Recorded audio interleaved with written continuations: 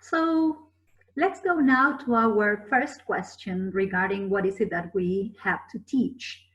Is it vocabulary? So which are the things that we need to take into consideration when it comes to teaching vocabulary?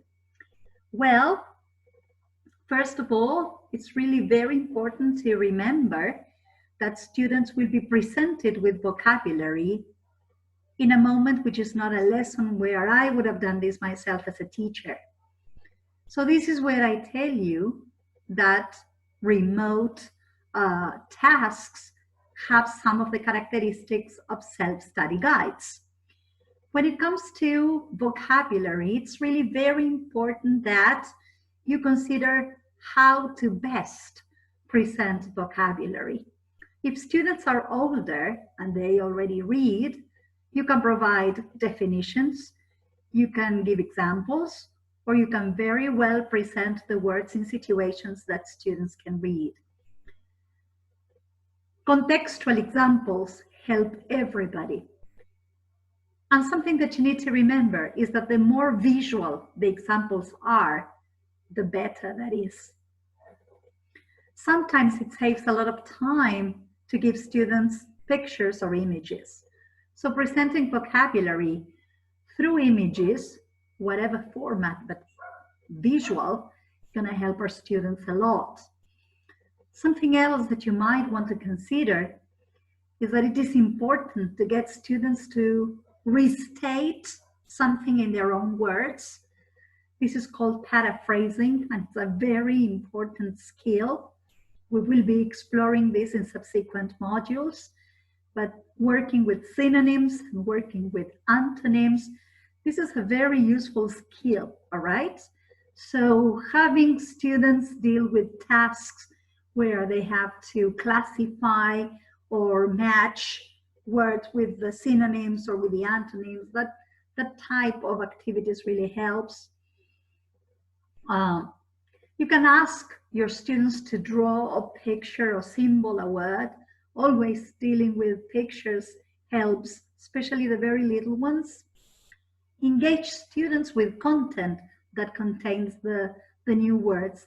So you can pre-teach the vocabulary and then get students to find those words in a reading text, for example, or in a video, or in song lyrics, etc.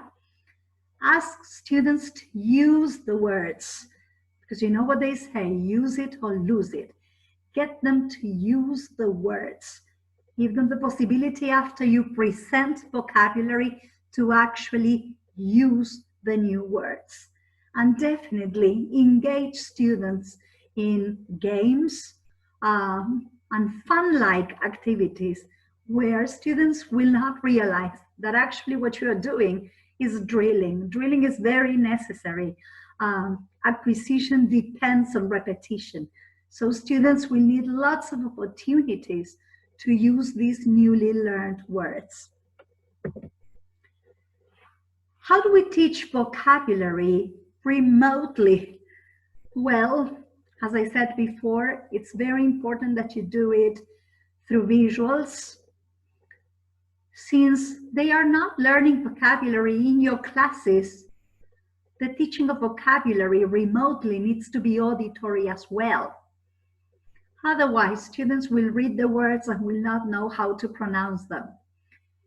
In examples we will be exploring afterwards, I'm going to show you how you can solve this.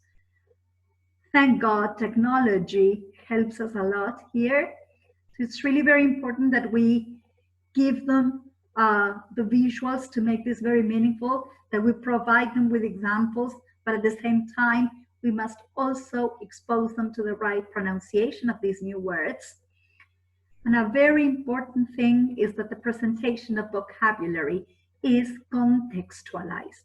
We never, ever, ever present vocabulary out of context. It's really very important that we present the situational context for this.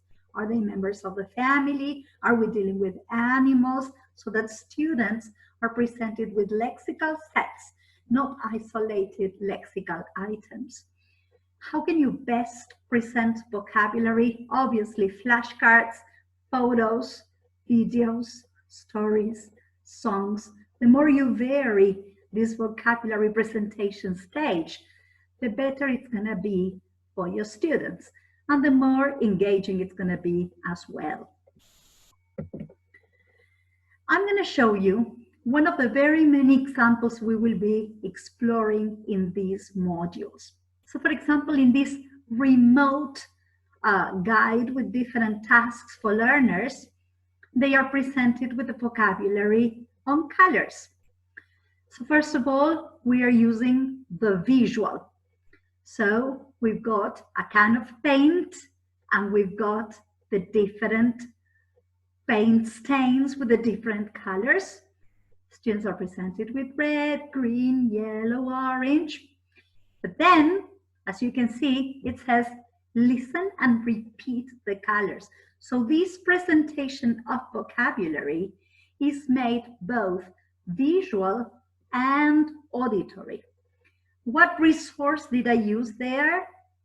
Just a YouTube video where students are presented with the colors and they have the opportunity to listen and repeat, something which is very important when it comes to learning new vocabulary. So as you can see, we've got presentation of vocabulary, visual, very clear, and then auditory. And students are engaged in looking, listening, and saying.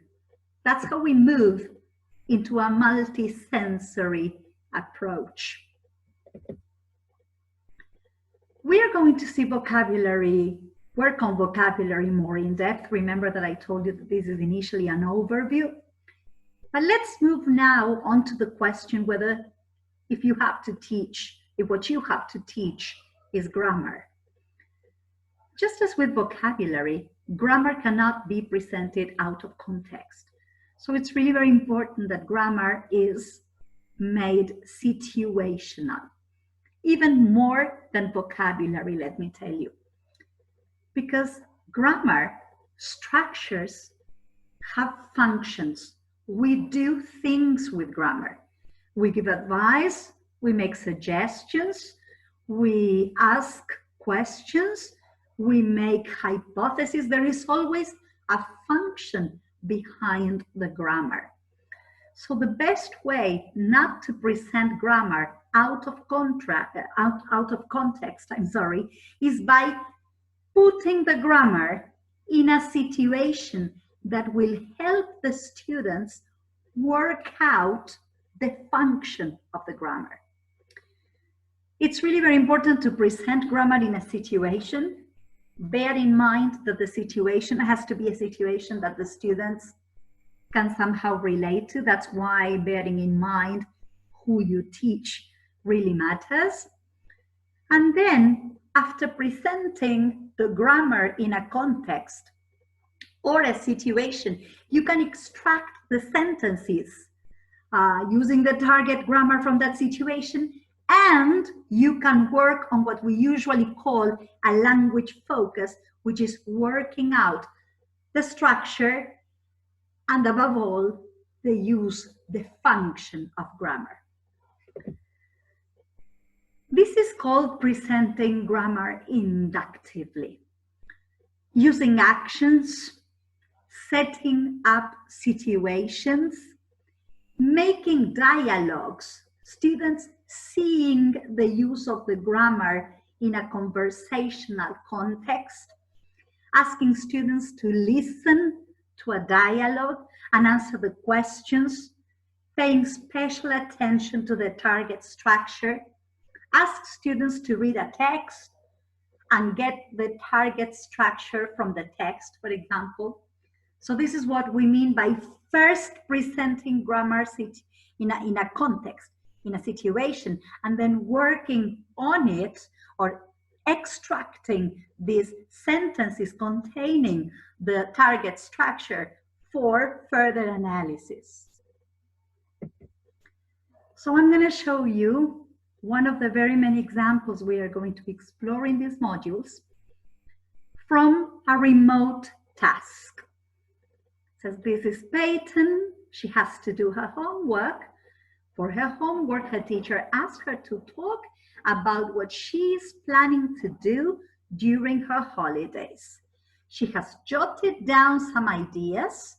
Can you help her finish her homework? So this is the situation. We've got Peyton, okay, and her plans for her holidays. So we've got the yeses and the nos. So she is planning to visit friends, play video games, watch TV, read books, swim in the pool, listen to music. And she's definitely not planning to do homework or practice sports. She's not planning to do any dancing. She's not planning to go to school. And she's not planning to take photographs. So we are moving on to generating this situational context we were mentioning before. Peyton is going to visit her friends. We've already told the kids that Peyton is talking about her plans for. So there is where we make it situational. Peyton isn't going to do homework. Is Peyton going to visit her friends?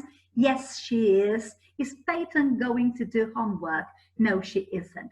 So this is where we present the target structure in a situation that makes sense to the students. And of course, using the list of the yeses and the nos from Peyton, students will have to frame more sentences with a target structure. We are going to move on to more examples with the work to be done with grammar, but this is something that you need to bear in mind. We do not present structures first out of context and then we drill.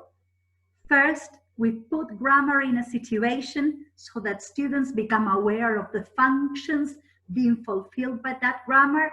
Then we make them realize structure and use, and then we give them practice, something that we will be exploring in depth in the subsequent modules.